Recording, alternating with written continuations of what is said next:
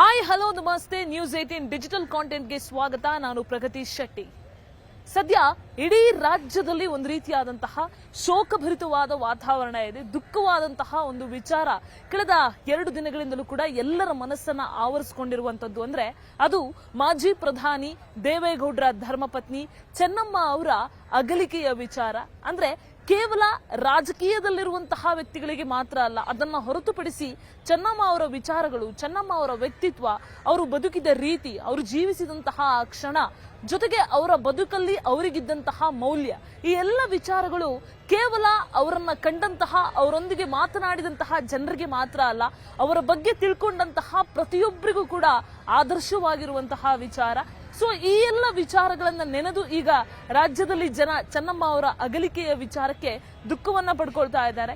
ಚೆನ್ನಮ್ಮ ಅವರ ಚಿನ್ನದಂತಹ ಗುಣಗಳ ಕೆಲವೊಂದಿಷ್ಟು ವಿಚಾರಗಳನ್ನ ಇವತ್ತಿನ ಈ ವಿಡಿಯೋದಲ್ಲಿ ನಾವು ನಿಮ್ಗೆ ಹೇಳ್ತಾ ಹೋಗ್ತೀವಿ, ಕೇಳಿ.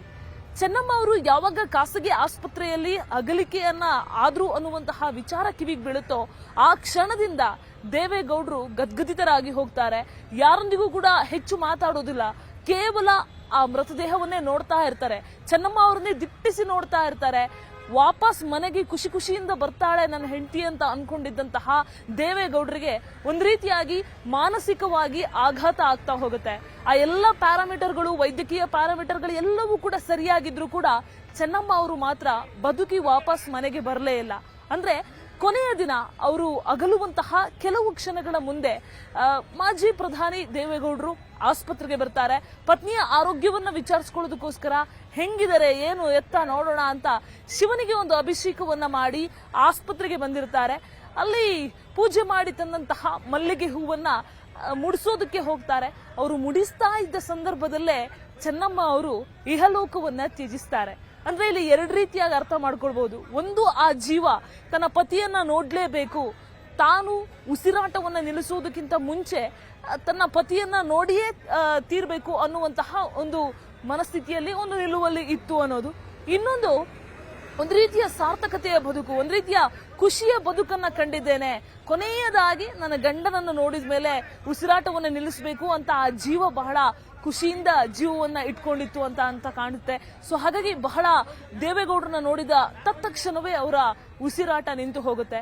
ಆ ಸಂದರ್ಭ ಇಡೀ ಆಸ್ಪತ್ರೆಯ ಆವರಣದಲ್ಲಿ ಒಂದು ಕಡೆ ರೇವಣ್ಣನವರ ಆಕ್ರಂದನ, ಇನ್ನೊಂದು ಕಡೆ ಕುಮಾರಸ್ವಾಮಿ ಅವರ ಕಣ್ಣೀರು, ಮೊಮ್ಮಕ್ಕಳ ಆಕ್ರಂದನ, ಅದೆಲ್ಲದಕ್ಕಿಂತ ಜಾಸ್ತಿ 24 ಗಂಟೆಯೂ ಕೂಡ, ಅಂದ್ರೆ ತಾಯಿ ಯಾವಾಗ ಆಸ್ಪತ್ರೆಗೆ ದಾಖಲಾಗ್ತಾರೋ ಆ 3 ದಿನಗಳ ಕಾಲ ನಿರಂತರವಾಗಿ ತಾಯಿಯನ್ನ ಕಣ್ಣಲ್ಲಿ ಕಣ್ಣಾಗಿ ನೋಡ್ಕೊಳ್ತಾ ಇದ್ದಂತಹ ಇಬ್ಬರು ಪುತ್ರಿಯರು, ಅಂದ್ರೆ ತೆರೆಯ ಮರೆಯಲ್ಲಿ ಇರುವಂತಹ ಪುತ್ರಿಯರು, ಅನಸೂಯಮ್ಮ ಅವರಾಗ್ಲಿ ಅಥವಾ ಶೈಲಜಾ ಅವರಾಗ್ಲಿ, ಈ ಎಲ್ಲ ವಿಚಾರಗಳು ಒಂದು ರೀತಿಯಾಗಿ ಬಹಳಷ್ಟು ಆಕ್ರಂದನವನ್ನ ತರುವಂತಹ ಚಿತ್ರಣ ಆಯಿತು. ಸೊ ಈ ಹೊತ್ತಲ್ಲೇ ಒಂದು ವಿಚಾರ ದೊಡ್ಡ ಮಟ್ಟದಲ್ಲಿ ಚರ್ಚೆ ಆಗ್ತಾ ಇರೋದಂದ್ರೆ ಈ ಆಸಿಡ್ ದಾಳಿಗೆ ಸಂಬಂಧಪಟ್ಟಂತಹ ವಿಚಾರ.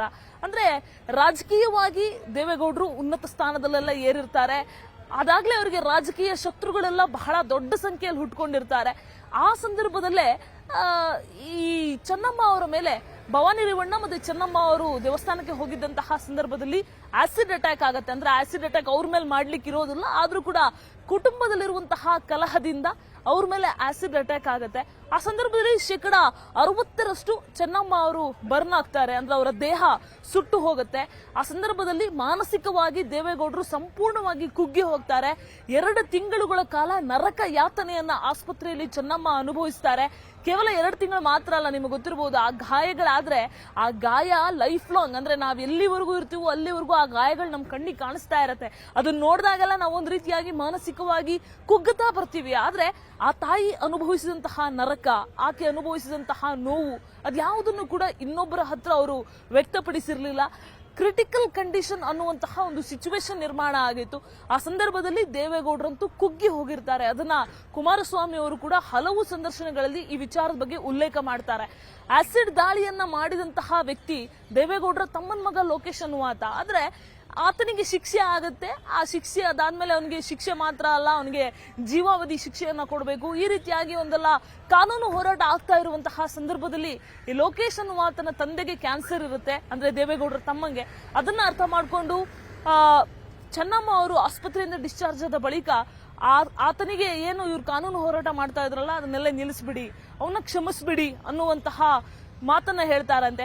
ನಿಜಕ್ಕೂ ಕೂಡ ಈ ಮಾತನ್ನು ಊಹಿಸ್ಕೊಳ್ಳೋದಕ್ಕೆ ಸಾಧ್ಯ ಇಲ್ಲ. ಯಾಕಂದ್ರೆ ಒಬ್ಬ ಹೆಣ್ಣು ಮಗಳು ತನ್ನ ಮೈ ಮೇಲೆ ಆಗಿರುವಂತಹ ಗಾಯವನ್ನ, ಅದು ಕೂಡ ಮುಖದ ಮೇಲೆ ಆಗಿರುವಂತಹ ಆಸಿಡ್ ಅಟ್ಯಾಕ್ ಆದ್ರೂ ಕೂಡ ತನ್ನನ್ನ ಅಟ್ಯಾಕ್ ಮಾಡ್ಲಿಕ್ಕೆ ಬಂದವನನ್ನ ತಾನು ನರಕ ಯಾತನೆಯನ್ನ ಅನುಭವಿಸಿ ಆಸ್ಪತ್ರೆಯಿಂದ ಬಂದಿದ್ರು ಕೂಡ, ಚಿತ್ರಹಿಂಸೆಯನ್ನ ಅನುಭವಿಸಿ ಆಸ್ಪತ್ರೆಯಿಂದ ಡಿಸ್ಚಾರ್ಜ್ ಆಗಿದ್ರು ಕೂಡ, ಸಾವು ಬದುಕಿನ ಮಧ್ಯೆ ಹೋರಾಟವನ್ನ ಅನುಭವಿಸಿ ಆಸ್ಪತ್ರೆಯಿಂದ ಬಂದಿದ್ರು ಕೂಡ ತನ್ನ ಮೇಲೆ ಅಟ್ಯಾಕ್ ಮಾಡಿದಂತಹ ವ್ಯಕ್ತಿಯನ್ನ ಕ್ಷಮಿಸಿ ಅಂತ ಹೇಳ್ತಾನೆ ಅಂತ ಹೇಳಿದ್ರೆ ಬಹುಶಃ ಚೆನ್ನಮ್ಮನ ಚಿನ್ನದಂತಹ ಗುಣದ ಬಗ್ಗೆ ಇದಕ್ಕಿಂತ ಅತಿ ದೊಡ್ಡ ಉದಾಹರಣೆ ಸಾಧ್ಯನೇ ಇಲ್ಲ ಅಂತ ಕೊಡೋದಕ್ಕೆ. ಯಾಕಂದ್ರೆ ಯಾರು ಕೂಡ ಇಮ್ಯಾಜಿನ್ ಕೂಡ ಮಾಡೋದಕ್ಕಾಗಲ್ಲ. ತನ್ನನ್ನ ಕೊಲ್ಲೋದಕ್ಕೆ ಬಂದವನ್ನ ಕ್ಷಮಿಸ್ತಾರೆ ಅಂತ ಹೇಳಿದ್ರೆ ಹೇಳೋಕ್ ಸಾಧ್ಯ ಇದನ್ನ? ಅದು ಕೂಡ ನೋವಲ್ಲಿ ಹಗಲು ರಾತ್ರಿ ನರಳಾಡಿ ಆ ಗಾಯ ಕೂಡ ಇನ್ನು ಮಾಗಿರಲ್ಲ, ಅಷ್ಟೊತ್ತಿಗಾಗ್ಲೇ ಕ್ಷಮಿಸ್ತಾರೆ ಅಂತ ಹೇಳಿದ್ರೆ ಇಡೀ ಒಂದು ಕ್ಷಣ ವಿಚಾರವನ್ನ ಕೇಳಿದವರೆಲ್ಲರೂ ಕೂಡ ಶಾಕ್ ಆಗ್ತಾರೆ. ಜೊತೆಗೆ ಇವ್ರು ಎಂತಹ ಕ್ಷಮೆಯಾಧರಿತ್ರಿಯಪ್ಪ ಅಂತ ಹುಬ್ಬೇರಿಸ್ತಾರೆ. ಅವತ್ತಿನಿಂದಲೂ ಕೂಡ, ಈ ಹಿಂದಿನಿಂದಲೂ ಕೂಡ ಮನೆಗೆ ಬಂದಂತವರಿಗೆ ಅವರ ಉಪಚಾರ ಮಾಡೋದಾಗ್ಲಿ ಅಥವಾ ಬಂದಂತವ್ರನ್ನ ನೋಡ್ಕೊಳ್ಳೋದಾಗ್ಲಿ ಆ ಎಲ್ಲ ರೀತಿಯಿಂದಲೂ ಕೂಡ ಚೆನ್ನಮ್ಮ ಅವರು ಬಹುತೇಕ ರಾಜಕಾರಣಿಗಳ ಫೇವರೇಟ್ ಕೂಡ. ಕೇಂದ್ರ ಸಚಿವ ವಿ ಸೋಮಣ್ಣ ಅವರು ಕೂಡ ಮಾತಾಡುವಾಗ ಹೇಳ್ತಾ ಇದ್ರು, ನಾನು ಕೂಡ ರಾಜಕೀಯದ ದಿನಗಳಲ್ಲಿ ಅವರ ಮನೆಗಳಲ್ಲಿ ಇರ್ತಾ ಇದ್ದೆ, ಊಟೋಪಚಾರವನ್ನ ಮಾಡ್ತಾ ಇದ್ರು, ತಾಯಿ ಸಮಾನರು, ಈ ರೀತಿಯಾಗೆಲ್ಲ ಮಾತಾಡ್ತಾ ಇದ್ರು. ಅದೇ ರೀತಿಯಾಗಿ ಆ ಒಂದು ದೇವೇಗೌಡರ ಶಿಷ್ಯ ಆಗಿರುವಂತಹ ಸಿದ್ದರಾಮಯ್ಯ ಅವರು ಕೂಡ ದೇವೇಗೌಡರನ್ನ ಸಂತೈಸಿದಂತಹ ರೀತಿ, ಎಲ್ಲ ವಿಚಾರಗಳು ಕೂಡ ಒಂದ್ ರೀತಿಯಾಗಿ ಜನರನ್ನ ಮನ ಕಲಕುವ ಹಾಗಿತ್ತು. ಜೊತೆಗೆ ಚೆನ್ನಮ್ಮನ ಗುಣ ಎಂತದ್ದು ಅನ್ನೋದಕ್ಕೆ ಒಂದು ಸಾಕ್ಷಿ ಅಂತ, ಒಂದು ಉದಾಹರಣೆ ಅಂತ ಹೇಳ್ಬೋದು. ಇದೇ ರೀತಿಯ ಸಾಕಷ್ಟು ವಿಚಾರಗಳಿದೆ, ಹೇಳ್ತಾ ಹೋದ್ರೆ ಸಾಕಷ್ಟು ಸಮಯವೇ ಬೇಕಾಗತ್ತೆ ಅವ್ರ ಬಗ್ಗೆ ಹೇಳೋದಕ್ಕೆ. ಸೊ ಮನೆಗೆ ಬಂದವರೆಲ್ಲರಿಗೂ ಕೂಡ ರಾಜಕೀಯ ವಿಚಾರವಾಗಿ ಯಾವ್ದ್ರಲ್ಲೂ ಕೂಡ ಆಕೆ ಇನ್ವಾಲ್ವ್ ಆಗ್ತಾ ಇರ್ಲಿಲ್ಲ. ಅದೇನೇ ಇದ್ರೂ ಕೂಡ ಗೌಡ್ರು ನೋಡ್ಕೋತಾರೆ ಅಂತ ಹೇಳ್ತಾ ಇದ್ರು. ಒಬ್ಬ ಪ್ರಧಾನಿ ಹೆಂಡತಿ ಅನ್ನುವಂತಹ ಹಮ್ಮು ಬಿಮ್ಮು ಇರಲಿಲ್ಲ. ತನ್ನ ಮಕ್ಕಳೆಲ್ಲರೂ ಕೂಡ ರಾಜಕೀಯದಲ್ಲಿ ಪ್ರಭಾವಿಗಳಾಗ್ತಾ ಇದ್ದಾರೆ ಅನ್ನುವಂತಹ ಅಹಂಕಾರ ಇರಲಿಲ್ಲ. ಬದಲಿಗೆ ಆ 4 ಗಂಡು ಮಕ್ಕಳನ್ನ 2 ಹೆಣ್ಣು ಮಕ್ಕಳನ್ನ ಇವರಿಷ್ಟೂ ಜನಕ್ಕೂ ಕೂಡ ಒಂದೊಳ್ಳೆಯ ಸಂಸ್ಕಾರವನ್ನ ಕೊಟ್ಟಂತಹ ಒಬ್ಬ ಮಹಾನ್ ಶಕ್ತಿ ಗೌಡರ ಪಾಲಿನ ನಿಜವಾಗಿಯೂ ಕೂಡ ಧೀಶಕ್ತಿ ಅಂತ ಹೇಳಿದ್ರೆ ಅದು ಚೆನ್ನಮ್ಮ ಅಂತ ಹೇಳ್ಬೋದು. ಈಗ ಸದ್ಯ ಪಂಚಭೂತಗಳಲ್ಲಿ ಚೆನ್ನಮ್ಮ ಲೀನರಾಗಿದ್ದಾರೆ.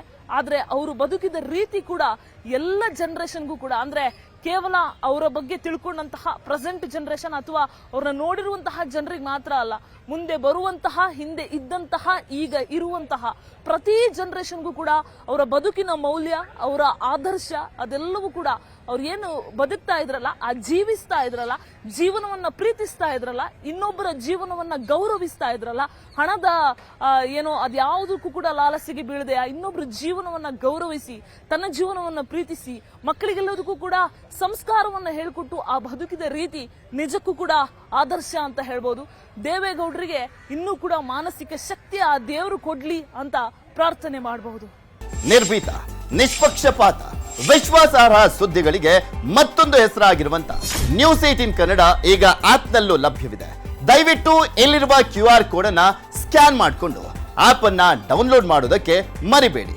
ನಿಮ್ಮ ಬೆಂಬಲ ಹೀಗೆ ಸದಾ ನಮ್ಮೊಂದಿಗಿರಲಿ. ಧನ್ಯವಾದ.